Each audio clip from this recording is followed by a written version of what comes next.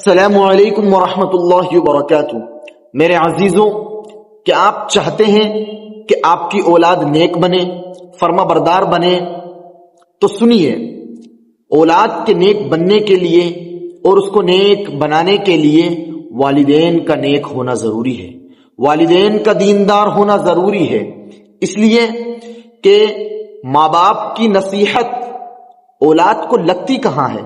اولاد اس لیے کہ اولاد آج کل نصیحت سنتی کہاں ہے؟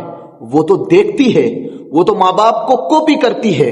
آپ نے دیکھا ہوگا کہ والدہ اگر نماز پڑھ رہی ہے تو بچہ جاتا ہے اور والدہ کی طرح، بچہ یا بچی والدہ کی طرح اوپر نیچے ہوتا ہے والدہ کے ساتھ۔ یہ والدہ کو کیچ کر رہا ہے کہ وہ کیسے نمازیں پڑھ رہی ہیں۔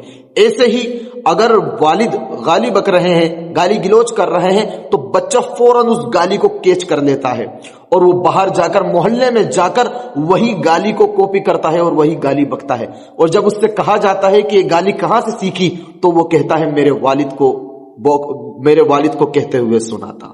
اس لیے اگر ہمیں ہماری اولادوں کو نیک بنانا ہے تو ہمیں ہمارا دیندار، والدین کا دیندار اور والدین کا نیک ہونا ضروری ہے۔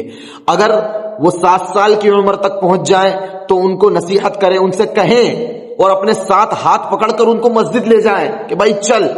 اور اگر جب 10 سال کی عمر ہو جائے اور اگر پھر بھی نہ مانے تو پھر اس کو ماریں، اس کو تنبیہ کریں، اس کو ماریں۔ ہمیں ہماری اولادوں کی فکر کرنا پڑے گی۔ وہ عالم اور وہ ماحول نہیں بچا کہ اگر ہم نے ہمارے بچوں کو دین سے ہٹایا تو حالات ایسے ہیں کہ پل بھر میں اسلام سے خارج اور پل بھر میں مرتد اور کافر ہو رہے ہیں بچے بچیاں۔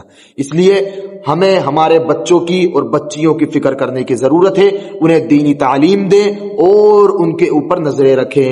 اللہ تبارک و تعالی ہمیں کہنے سننے سے زیادہ عمل کی توفیق عطا فرمائے۔